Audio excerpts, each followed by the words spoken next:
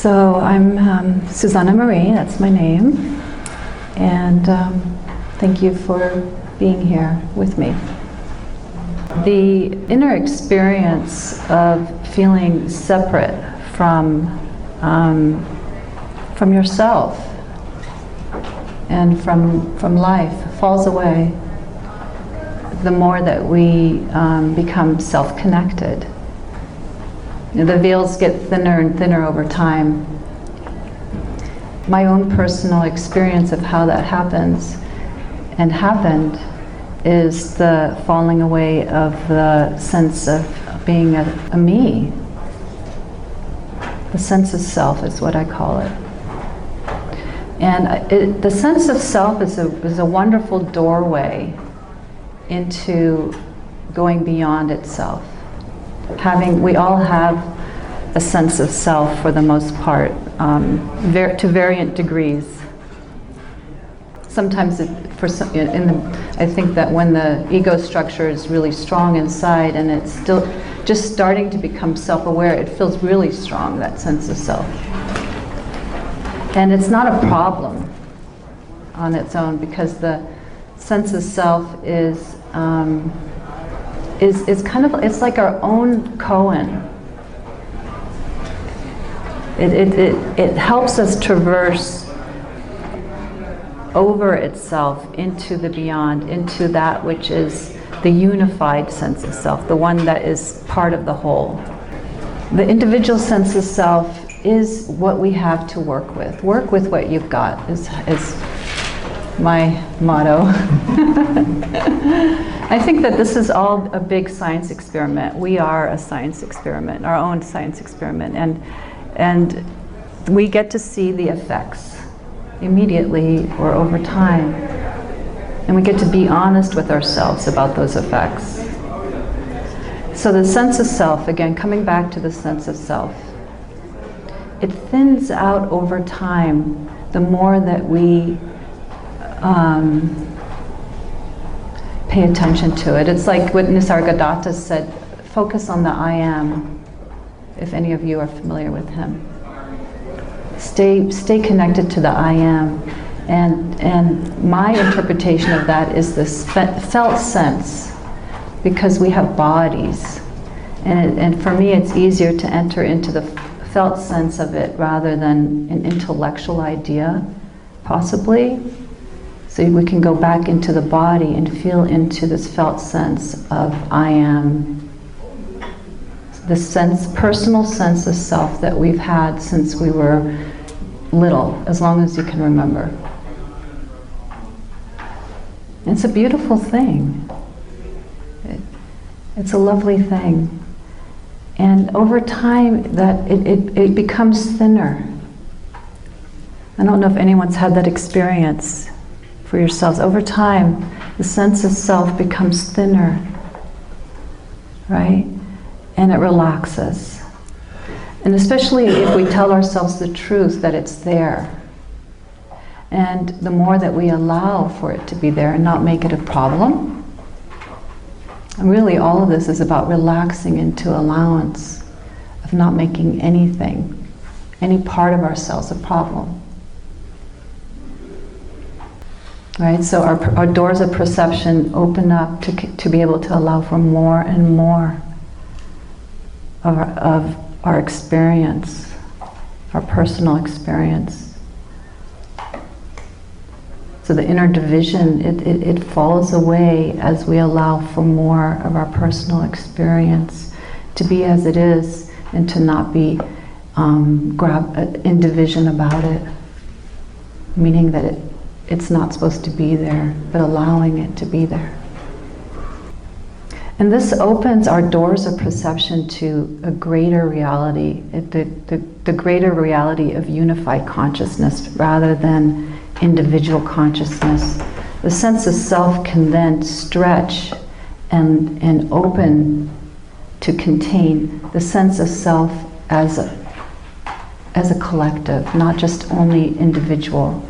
We are sensing organisms of the divine, so the sense of self kind of limits our perception, kind of like a lens of consciousness. It kind of makes it small like a lens in a photographic lens, and as it opens more and more, a felt sense of taking in the whole through using our bodies as the experiencer.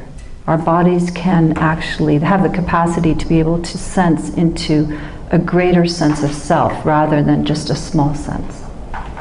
So that felt sense of self, it starts to expand the more that we allow it to be. And we get to take in more and more of each other, take in more and more of our lives. It really is kind of like this shutter that just opens up and expands. And then the sense of self, it can contract at any time, especially when identification happens. It's like the shutter closes again. And that's okay. And then if we allow that to be, that can open up and expand again and take in more and more. And we kind of do that all day long. We take each other in, and the doors of perception are really open. And it's really, it also engages the heart when we open up. And we start to go from individual consciousness to an expanded sense of consciousness, which takes in more of the sense of the totality, going from a me to a we. So that awareness, it can expand, and it does expand over time. And I see it actually as a maturation of consciousness. That the development of having a separate sense of self comes in when we're very little, and that it's all part of the plan. And then over time, maturation occurs. And we become more actually part of the totality. We become part of, and the organism grows from being me-centered to being more awake and aware of the wholeness. And that is what I feel is happening more on a collective level. And probably what many of us in this room are really interested in is moving away from being a self-center that is mostly, centered on oneself and identified, which is painful, which is a painful thing, and growing and opening up to being centered more on the totality, which means that you become actually knowing yourself as life living itself rather than an individual living itself. That you become really awake to the fact that you are life and that you and life aren't separate. So it goes from this self-center with this felt sense that you can enter through as a tool to wake up and relax the boundaries of the body, to be able to open up to containing and understanding and knowing yourself as actually so much more, and not making that self-center, that individual sense of self wrong. And over time, even that falls away. There's actually a development going from the sense of self, personal, to unity consciousness, the sense of we, and then actually another development further than the sense of even being one with the whole. And that is just becoming pure sensing. Pure sensing. This a sensory instrument of the divine, and knowing that you are that, without actually having the self-reflection be involved. The self-reflection is kind of, it's still, you can kind of sense how much the sense of self is falling away. I said this is like a science experiment. The less self-reflection, and you don't want to force this, right? This is all just being absolutely honest with ourselves along the way and telling ourselves the truth, because really it is, like Canella was saying, it's a total love affair. This is a total love affair with itself.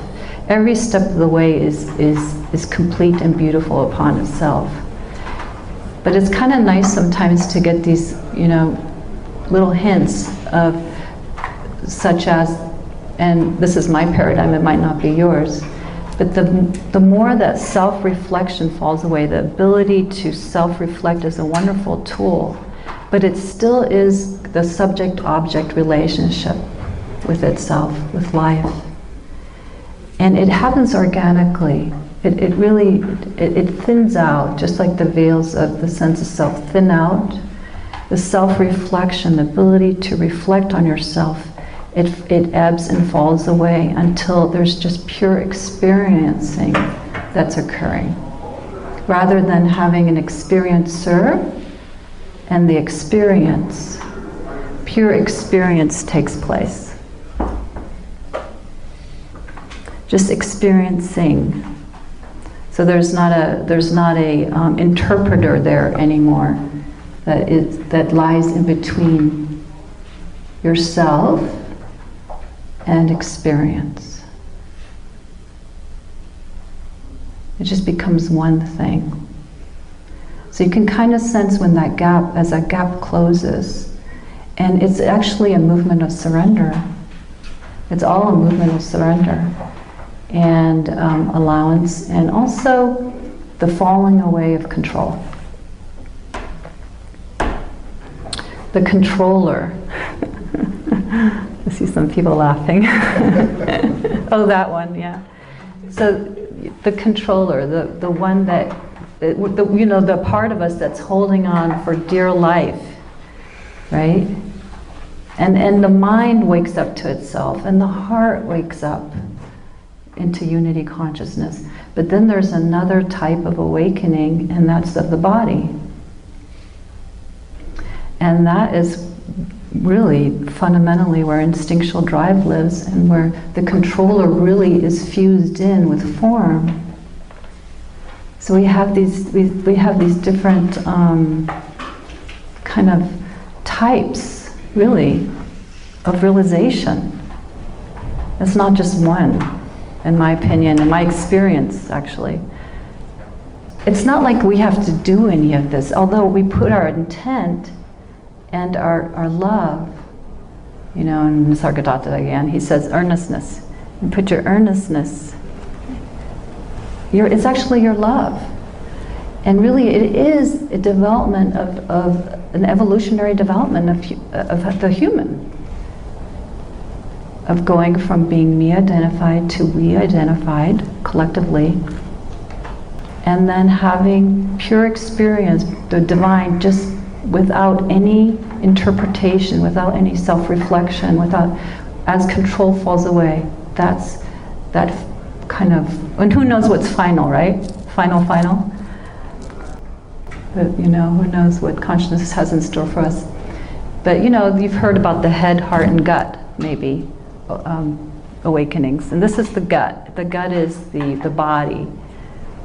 The body, and form fuses, you know, with the sense of me. Very young, who knows, 2 years old or something. And that too gets to fall away. And that's the no self experience, you know, when the Buddha says that there's no self. Or Ramana in a different kind of way says there's only the self. But that's where there is nothing but that, with nothing, no imagination in between. No more imagination, and that's the full surrender. And it happens so wisely and intelligently, and by the time it happens, it's pure joy. It's not a scary thing anymore to not be a center of self, but to be life itself, moving.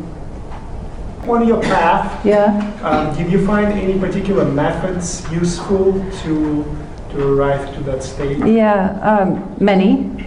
Well, just name. Okay. Devotion was one of them. I have a lot of different types of aspects to myself: the bhakti, the devotion, and also a really strong jnani, the one that came in and to inquire, and depending on what was needed when, and that's, you know, listening to the inner guidance, and learning how to listen to what's needed is so important on this path. You know, sharpening your own antenna, becoming a light unto yourself, as the Buddha would say, is so important. And so as you learn to trust your own inner voice of what's needed, like right now might be needed a good dose of surrender. You know, it's a kind of a bhakti, you know, good dose of surrender, of really just letting go into not knowing and allowing. And then at other times it's really an engagement that's called for, of really deeply looking into beliefs, into imaginations. So you know, some of us get help from teachers, and that's fine. And I also did. That was another thing on my path. I had some help from teachers, relied on myself, did a lot of surrender, stumbling around is a path. You know, there's so many aspects to it that are individual for each person, that is beautifully like orchestrated, even not knowing for a while. If anything's sincere, putting our sincerity, to me, is the most important aspect of it. Sincerely wanting what it is that you want, getting clear what it is you want, and then sincerely wanting it, and then asking inside and learning to listen for the guidance of how to achieve that, even if it includes going to see a teacher. Yeah? You said devotion. Devotion to what? Devotion to truth. Devotion to the most true thing that you know. The most real thing. Devotion to even maybe something that you have a sense for that you don't know yet. You know, something greater.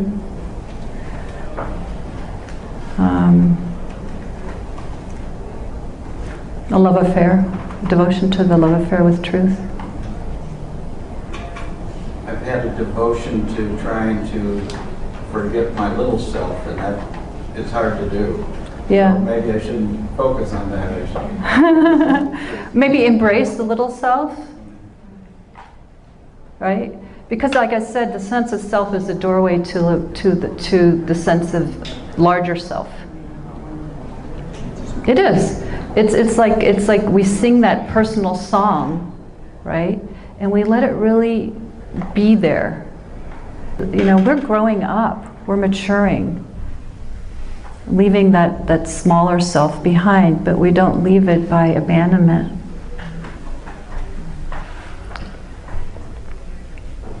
You can go through it. You can go through the sense of self. Especially as it breaks down into a sense, rather than something that seems like a construct. We make it so much stronger and more real and solid. But if it's a sense, then it becomes more permeable and transparent. And it breaks up into, you'll see,